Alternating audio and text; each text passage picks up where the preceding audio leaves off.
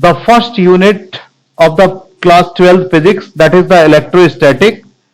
आज हम लोग क्लास 12th में पहली यूनिट जिसको हम लोग इलेक्ट्रोस्टैटिक बोलते हैं उसके बारे में डिस्कस करेंगे। और इस यूनिट में सबसे पहले अगर हम लोग बात कर लें तो यहाँ पे सबसे ज्यादा हम लोगों को जो डिस्कस करने वाली चीजें रहेंगी उनमें इलेक्ट्रिक चार्ज के बारे में हम लोग डिस्कस करेंगे। लेकिन उससे पहले हम लोग बात कर लें यूनिट 1 में कौन कौन से टॉपिक्स हैं। जैसे एक इलेक्ट्रोस्टैटिक यूनिट का नाम ही है और इसमें जो टॉपिक्स होंगे बेसिकली वो कूलॉम्स लॉ होगा, electric field and Gauss law होगा, इलेक्ट्रिक पोटेंशियल एंड कैपेसिटर होगा। अगर आप एनसीईआरटी में चले जाएं तो एनसीईआरटी में अगर आप देखेंगे तो एनसीईआरटी में जो फर्स्ट चैप्टर है वो Coulomb's law, electric field and Gauss law इतना मिला के उसमें एक चैप्टर में दिया गया है। जबकि चैप्टर 2 जो है that is the electric potential and capacitor. तो सबसे पहले हम लोग शुरुआत कर लेते हैं यहाँ पे electric charges and Coulomb's law के बारे में और बात करते हैं सबसे पहले इलेक्ट्रिसिटी। इलेक्ट्रिसिटी की जब बात करते हैं, अगर आपसे कोई कह दे व्हाट इज द इलेक्ट्रिसिटी तो आप क्या बोलेंगे इलेक्ट्रिसिटी के बारे में कि the branch of physics in which we studied about the electric charges. फिजिक्स की वो ब्रांच जिसमें हम इलेक्ट्रिक चार्ज के बारे में स्टडी करते हैं दैट इज कॉल्ड इलेक्ट्रिसिटी। उसे हम लोग क्या कहते हैं इलेक्ट्रिसिटी। चार्जेस में जैसे आपने देखा होगा बहुत सारे फंडामेंटल पार्टिकल्स आते हैं, जैसे प्रोटॉन है, इलेक्ट्रॉन है, न्यूट्रॉन है। तो सबसे पहले अगर हम लोग बात कर लें इलेक्ट्रॉन के चार्ज की बात कर लें तो आपको जैसे कि पता है कि जो इलेक्ट्रॉन पे चार्ज होता है वो इलेक्ट्रॉन के चार्ज की अगर हम लोग बात करें that is 1.6 into 10 to the power -19 electron का चार्ज है और that is the least charge in the physics. मतलब फिजिक्स में सबसे लीस्ट चार्ज की बात, सबसे कम से कम चार्ज की अगर हम लोग बात करते हैं तो इलेक्ट्रॉन के चार्ज को सबसे लीस्ट चार्ज के फॉर्म में माना जाता है और जो कि कितना होता है 1.6 इंटू 10 की पावर -19 कूलॉम। अब अगर आपके बात में आ जाए कि इसका मास कितना होता है इलेक्ट्रॉन का, तो वैसे तो अगर हम लोग बात कर ले तो राउंड ऑफ करके देखते हैं तो इलेक्ट्रॉन का जो मास होता है दैट इज 9.1 इंटू 10 की पावर -31 किलोग्राम।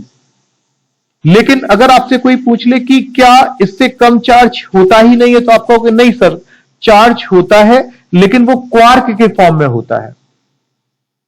क्वार्क के फॉर्म में होता है। क्वार्क के फॉर्म में मींस जैसे मान लीजिए कभी आपने देखा 2/3e 1/3e।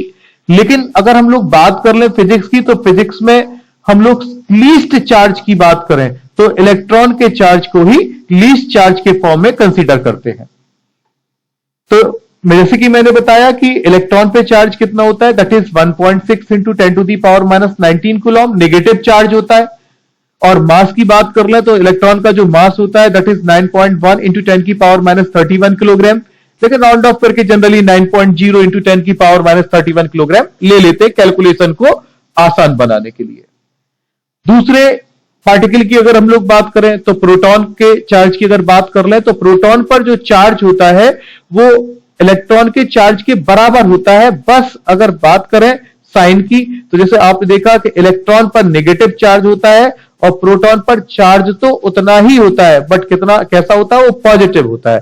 प्रोटॉन के चार्ज की बात करेंगे तो वो होता है 1.6 into 10 to the power -19 coulomb लेकिन पॉजिटिव। और मास की बात करें दैट इज 1.67 इंटू 10 की पावर -27 किलोग्राम। न्यूट्रॉन के बारे में आपको जैसे कि पता है न्यूट्रॉन पे चार्ज तो होता ही नहीं है, there is no net charge on the neutron, charge नहीं है न्यूट्रॉन। और न्यूट्रॉन को जो डिस्कवर किया था वो चैडविक ने किया था आपको पता है। और हाँ इसका अगर हम लोग मास की बात करेंगे तो nearly mass of the proton, proton के मास के बराबर इसका मास हम लोग ले सकते हैं। इसी बीच में एक पार्टिकल और आता है अल्फा पार्टिकल जिसका हम लोगों को फिजिक्स में लगातार यूज होता है। हीलियम न्यूक्लियस में जैसे कि आपको पता है कि 2 प्रोटॉन होते हैं जिन्हें हम लोग कहते हैं 2He4।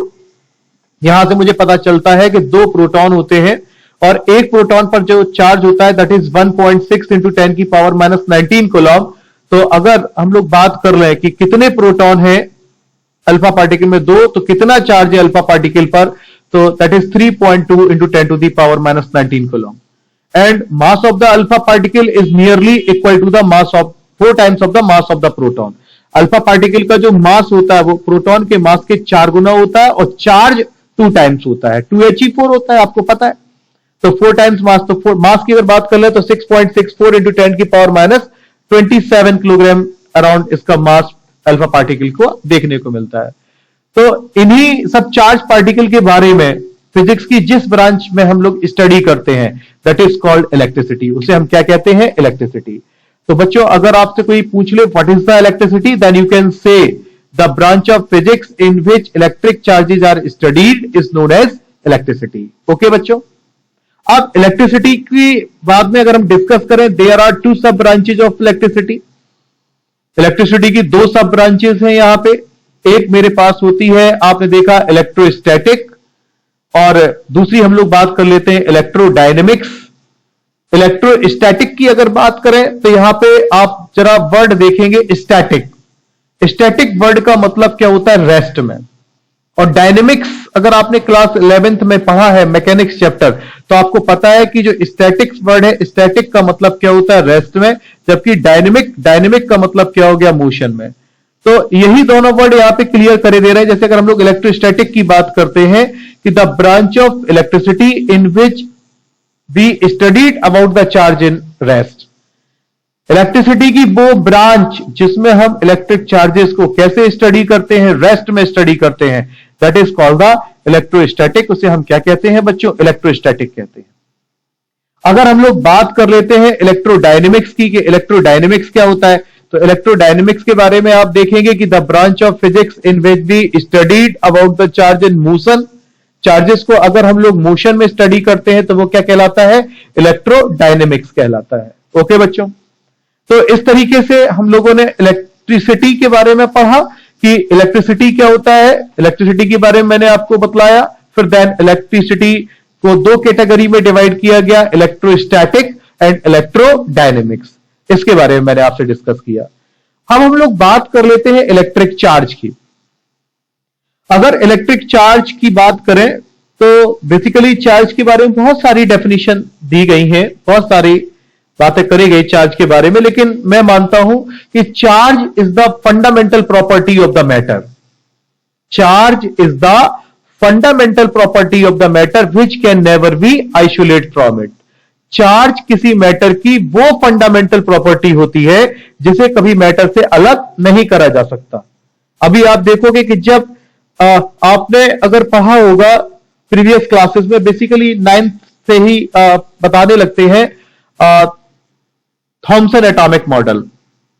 सबसे पहला एटॉमिक मॉडल जो बात थी वो जे थॉमसन ने दिया था, और उन्होंने अपने एटॉमिक मॉडल में बताया था कि किसी एटम पर जितना पॉजिटिव चार्ज होता है उतना ही उस पर क्या होता है? नेगेटिव चार्ज होता है। यानी कि जो एटम होता है वो इलेक्ट्रिकली कैसा होता है? न्यूट्रल होता है। तो अगर हम लोग उस एटम की बारे में बात कर ले, चार्जेस तो वैसे आपको पता है कि 2 टाइप के होते हैं, एक पॉजिटिव चार्ज होता है और एक नेगेटिव चार्ज। लेकिन पॉजिटिव चार्ज और नेगेटिव चार्ज को पढ़ने से पहले अगर हम लोग यहां पे थोड़ा सा एटम के बारे में डिस्कस कर ले तो ज्यादा अच्छा होगा। यहां पे जैसे आपने देखा, इस तरीके से आपके सामने स्क्रीन पर एक एटम आ रहा होगा। बेसिकली अगर कोई एटम है तो उस एटम में क्या क्या होता है, जैसे आप देख रहे होंगे उस एटम में एक आपको प्रोटॉन दिखेगा, दूसरा आपने देखा होगा न्यूट्रॉन, और ये जो प्रोटॉन और न्यूट्रॉन है वो दोनों ही न्यूक्लियस के अंदर होते हैं। और यहां पे कभी कभार एग्जाम में पूछ लिया जाता है आपसे कि जो न्यूक्लियस का साइज होता है उसका ऑर्डर क्या होता है। तो मैं बता दूं यहां पे कि जो न्यूक्लियस का साइज होता है that is 10 to the power minus 15 metre order. Nucleus का साइज यहां पे अगर आप देखेंगे वो 10 to the power minus 15 metre order का होता है। और आपको पता है 10 to the power minus 15 का मीटर का मतलब हुआ फर्मी, तो कई बार उसे फर्मी वर्ड भी यूज कर लेते हैं ये लोग। और जबकि जो एटम होता है, एटम का साइज होता है that is the 10 to the power minus 10 metre order का होता है। तो आपके सामने जैसे कि दिख रहा है स्ट्रक्चर, उस स्ट्रक्चर में आपने देखा एक एटम, उस एटम में अगर आपने देखा इस तरीके से, एटम में आपने देखा कि एक प्रोटॉन है, और न्यूट्रॉन है जो न्यूक्लियस के अंदर है, जबकि इलेक्ट्रॉन लो एनर्जी के साथ यहां पे न्यूक्लियस के चारों तरफ घूम रहे हैं। ओके स्टूडेंट्स, देन अब हम लोग आगे बढ़ते हैं, नेक्स्ट बात कर लेते हैं। दो टाइप के हमारे पास में चार्जेस केवल डिस्कवर किए गए, इनमें से एक होता है पॉजिटिव चार्ज, दूसरा मेरे पास में क्या होता है, नेगेटिव चार्ज। केवल दो टाइप के चार्ज यहां पे डिस्कवर हुए, एक पॉजिटिव चार्ज और दूसरा यहां पे क्या है, नेगेटिव चार्ज।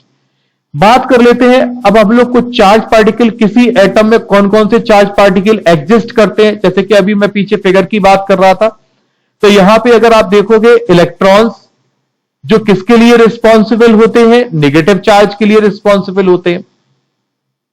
दूसरा अगर हम लोग बात कर लेते हैं प्रोटॉन्स फॉर पॉजिटिव चार्ज, तो पॉजिटिव चार्ज के लिए रिस्पॉन्सिबल होते हैं। और तीसरे पार्टिकल की बात करते हैं neutron. Neutron have no net charge, neutron पर चार्ज नहीं होता है, लेकिन न्यूट्रॉन का जो मास है that is nearly equal to the mass of the proton. Okay students, तो इस तरीके से आपने देखा कि अगर कोई एक चार्ज पार्टिकल है किसी एटम का, तो उसमें क्या क्या होता है, एक इलेक्ट्रॉन जो किसके लिए रिस्पॉन्सिबल होता है, फॉर नेगेटिव चार्ज के लिए। दूसरा क्या होता है, आपने देखा प्रोटॉन जो किसके लिए रिस्पॉन्सिबल होता है, पॉजिटिव चार्ज के लिए। और बात कर लेते हैं न्यूट्रॉन की, तो have no net charge, neutron पर कोई चार्ज नहीं होता है। और ध्यान रखिएगा, न्यूट्रॉन को जो डिस्कवर किया था वो चैडविक ने डिस्कवर किया था, और इन तीनों चार्ज पार्टिकल में सबसे लेटेस्ट जो डिस्कवरी हुई वो न्यूट्रॉन की थी। आगे अगर हम लोग यहां पे बात कर लें कि fundamental building blocks of the matter are atom, कौन कौन से हमारे पास में फंडामेंटल ब्लॉक्स हैं किसी मैटर के लिए एटम में, तो यहां पे अगर आप सामने देखिए इस तरीके से एक मैंने फिगर यहां पे आपको दिखलाया, जिसमें आप देख रहे हैं कि किसी एटम के जो फंडामेंटल है वो प्रोटॉन है, न्यूट्रॉन है और इलेक्ट्रॉन है। प्रोटॉन पे जैसे कि आपको पता है कैसा चार्ज है, पॉजिटिव चार्ज है। इलेक्ट्रॉन पर जैसे कि आपको पता है कैसा चार्ज है, नेगेटिव चार्ज है। और जबकि जो न्यूट्रॉन है दैट इज द न्यूट्रल। तो इस तरीके से that is the fundamental building blocks of the matter are atoms. अब अगर हम लोग यहां पे बात कर लेते हैं, जैसे मान लीजिए पॉजिटिव चार्ज की बात कर लें, पॉजिटिव चार्ज के लिए बात कर लें, तो अगर ये अभी आप सामने जैसे आप एक एटम देख रहे हैं, जैसे कि मैंने बताया था कि जे थॉमसन ने अपने एटॉमिक मॉडल में कहा था कि किसी एटम पर जितना पॉजिटिव चार्ज होता है उतना ही उस पर नेगेटिव चार्ज होता है। इट्स मीन जो एटम है वो इलेक्ट्रिकली कैसा है, न्यूट्रल। तो अगर आप अपने सामने देख रहे हैं, ये जो एटम आपको दिखाई दे रहा है वो इलेक्ट्रिकली न्यूट्रल है, क्योंकि जितना उस पर पॉजिटिव चार्ज है उतना ही उस पर नेगेटिव चार्ज है। लेकिन अगर इस एटम से हम एक इलेक्ट्रॉन को बाहर निकाल लेते हैं इस तरीके से, तो आप सामने फिगर में देखेंगे कि एटम में एक इलेक्ट्रॉन की डिफिशियंसी हो गई, अर्थात एक इलेक्ट्रॉन की कमी हो गई। और एक इलेक्ट्रॉन की कमी होने का मतलब एक इलेक्ट्रॉन के बराबर नेगेटिव चार्ज उस एटम से कम हो गया। और एक इलेक्ट्रॉन के बराबर अगर नेगेटिव चार्ज कम हो गया तो उस पर एक इलेक्ट्रॉन के बराबर पॉजिटिव चार्ज आ जाएगा। यानी कि यहां से आपको एक चीज क्लियर हुई कि the deficiency of electron on a atom और a particle is defined as the positive charge. अगर कभी किसी एटम या पार्टिकल से इलेक्ट्रॉन्स की डिफिशियंसी होती है, इलेक्ट्रॉन की कमी होती है, इलेक्ट्रॉन बाहर निकलता है, तो उस एटम पर या पार्टिकल पर कैसा चार्ज होता है, पॉजिटिव चार्ज आ जाता है। ओके स्टूडेंट्स, अब इसी के यहां पे आपने देखा कि एटम कैसा था, न्यूट्रल, उससे एक इलेक्ट्रॉन बाहर निकला और उसने उसको काय में कन्वर्ट कर दिया पॉजिटिव आयन में। अब इसी के जस्ट अपोजिट अगर हम देख लें, अब आप सामने आप देख रहे हो एटम है, इलेक्ट्रिकली न्यूट्रल है, एक इलेक्ट्रॉन बाहर से हम इंसर्ट कर रहे हैं। सामने देखें आप, एक इलेक्ट्रॉन हम बाहर से इंसर्ट कर रहे हैं। एक बार फिर से देखें आप, इलेक्ट्रॉन को हमने जब बाहर से इंसर्ट किया तो जो सामने मेरे एटम है उस एटम पर एक इलेक्ट्रॉन की इफिशियंसी होगी। और जब उस इलेक्ट्रॉन की इफिशियंसी होगी उस एटम पर, तो जानते हैं वो एटम पर कैसा चार्ज आ जाएगा, पॉजिटिव चार्ज आ जाएगा। तो यहां से हमारी डेफिनेशन बन जाती है, the excess of electron on a body और a particle is defined as the positive charge. किसी बॉडी या पार्टिकल पर इलेक्ट्रॉन की जब एक्सेस होती है तो उस पर कैसा चार्ज आ जाता है बच्चों, पॉजिटिव चार्ज आ जाता है। तो यहां पे आपको मैं ऐसे भी समझा सकता हूं कि न्यूट्रल एटम और जब उसमें एक इलेक्ट्रॉन ऐड होता है तो नेगेटिव आयन। हाँ, अब अगर हम लोग बात कर लें, यहां पे सीबीएसई में एक क्वेश्चन बनता है, if there is the change in mass of the body on transferring the electron, जब कभी किसी बॉडी पर इलेक्ट्रॉन का ट्रांसफर होता है तो क्या उसका मास चेंज होता है? बिल्कुल मास चेंज होता है। जैसे मान लीजिए आपने देखा कि एक कोई एटम था, जब इलेक्ट्रॉन की डिफिशियंसी होगी तो उस पर चार्ज तो पॉजिटिव आएगा, लेकिन उस बॉडी का मास क्या होगा? इंक्रीज होगा, मास डिक्रीज होगा उसका, क्योंकि इलेक्ट्रॉन जब बाहर निकलेंगे, इलेक्ट्रॉन की शॉर्ट होगी तो उस बॉडी का मास या एटम का मास क्या होगा? डिक्रीज होगा। जैसे हम एक एग्जांपल ले लेते हैं यहां पे कि अगर ग्लास रॉड को हम सिल्क के साथ रब करें, अगर हम ग्लास रॉड को सिल्क के साथ रब करते हैं तो ग्लास रॉड पर अगर आप देखेंगे पॉजिटिव चार्ज आ जाता है, यानी कि इलेक्ट्रॉन ग्लास रॉड से निकल करके कहां ट्रांसफर हो रहे हैं? सिल्क पे जाके ट्रांसफर हो रहे हैं। और अगर हम लोग एक नेगेटिव चार्ज का अगर यहां पे एग्जांपल ले लेते हैं तो नेगेटिव चार्ज के एग्जांपल में आपको देखने को मिलता है कि अगर एबोनाइट रॉड को हम कैट फर के साथ रब करते हैं तो एबोनाइट रॉड पर नेगेटिव चार्ज आता है। इट्स मीन एबोनाइट रॉड का मास क्या होगा? इंक्रीज होगा, and electrons are transfer from कहां से कहां? कैट फर से इलेक्ट्रॉन निकल करके एबोनाइट रॉड पे शिफ्ट हो जाएंगे। इसके बाद में हम लोग आगे चलते हैं, यहां पे हम लोग जो कंक्लूजन निकाले हैं इससे जो समझाया कि पॉजिटिव चार्ज का मतलब हुआ मोर प्रोटॉन्स देन इलेक्ट्रॉन, क्योंकि जब इलेक्ट्रॉन की डिफिशियंसी होगी तो उस केस में प्रोटॉनों की संख्या क्या हो जाएगी? इंक्रीज हो जाएगी। नेगेटिव चार्ज की बात कर ले अगर हम लोग यहां पे सामने, तो नेगेटिव चार्ज में अगर आप देखेंगे मोर इलेक्ट्रॉन्स देन प्रोटॉन्स, तो इस तरीके से आप यहां पे पॉजिटिव और नेगेटिव चार्ज को एक्सप्लेन कर सकते हैं। तो नेक्स्ट हम लोग अगर बढ़ते हैं कुछ टॉपिक की तरफ, जैसे एक छोटा सा टॉपिक ले लेते हैं, लाइक चार्जेस रिपेल। जैसे आपने देखा होगा प्रीवियस क्लासेस में कि अगर पॉजिटिव चार्ज को अगर हम लोग पास में लेके आते हैं तो वो रिपेल करते हैं, नेगेटिव को लेके आते हैं तो वो भी रिपेल करेंगे, और जबकि अनलाइक चार्जेस एक दूसरे को क्या करते हैं? अट्रैक्ट करते हैं। जैसे मान लीजिए अगर हम लोग एक प्लस और एक माइनस लेके आते हैं तो वो क्या कर रहे हैं? अट्रैक्ट कर रहे हैं। इस तरीके से माइनस और प्लस अगर आप देखेंगे तो वो इस तरीके से क्या करेंगे? अट्रैक्ट करेंगे। तो लाइक चार्जेस क्या करते हैं? रिपेल, और अनलाइक चार्जेस क्या करते हैं? आपने देखा attract.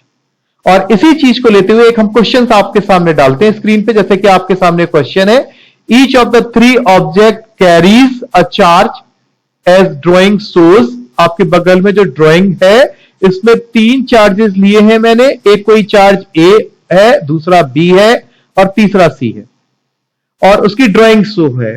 Object A and B attract each other, object A और बी एक दूसरे को क्या कर रहे हैं? अट्रैक्ट कर रहे हैं।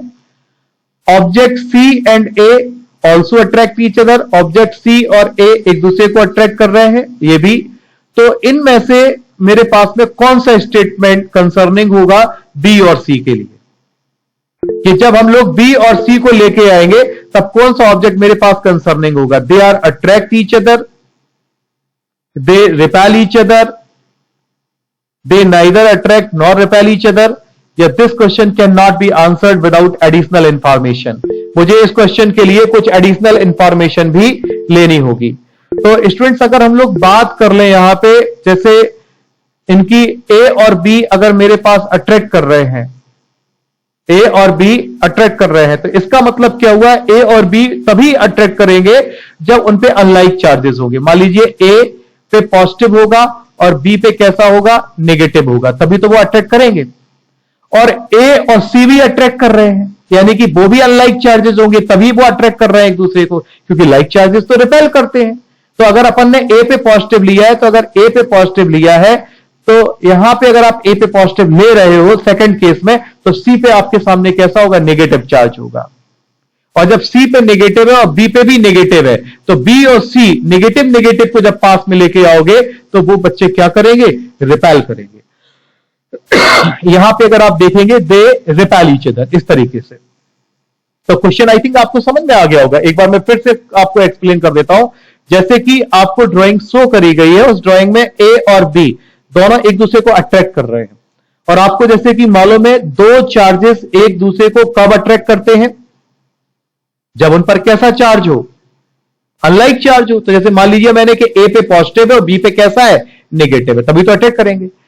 अब दूसरे केस में आ जाते हैं, चूंकि पहले केस में ए पे पॉजिटिव लिया तो दूसरे केस में भी मेरे पास में ए पे पॉजिटिव ही होना चाहिए, तो अगर ए पे पॉजिटिव है और सी उसे अट्रैक्ट कर रहा है, इट्स मीन सी पे कैसा होगा, नेगेटिव चार्ज होगा। अब गुरु अगर सी पे नेगेटिव चार्ज है और बी पे भी नेगेटिव चार्ज है, और अगर ऑब्जेक्ट बी और सी को हम पास में लेके आते हैं, तब we can say they repel each other, वो एक दूसरे को क्या करेंगे, रिपेल करेंगे।